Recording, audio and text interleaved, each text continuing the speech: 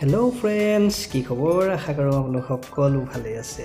আজি যিহেতু কাতি বিহু, আজিৰ এই দিনটোত আমি আছোঁ Uttar Pradesh গোৰখপুৰত। Everyday experience CP চেনেলটিৰ ফালৰ পৰা সকলো অসমবাসীলৈ বিহুৰ শুভেচ্ছা থাকিলে।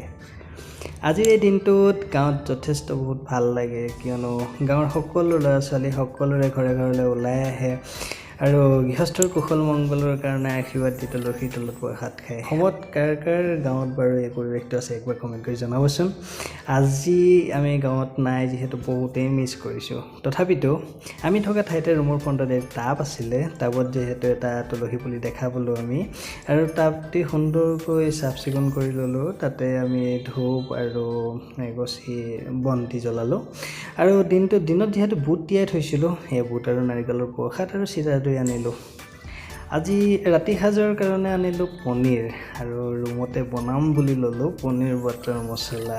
নাজানো কেনেকুৱা হয়, আগতে বনাইছোঁ যদিও ইমান খাচ নাই, তথাপিতো যি বস্তু লাগে সকলোখিনি গোটাই ল'লোঁ। এয়াই আছিলে আমাৰ UPত কাতি বিহুৰ দিনটো।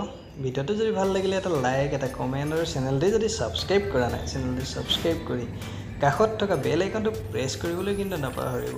শেষত আকৌ এবাৰ আমাৰ ফেমিলিৰ ফালৰ পৰা সকলো অসমবাসীলৈ বিহুৰ শুভেচ্ছাৰে আজিলৈ বাই বাই।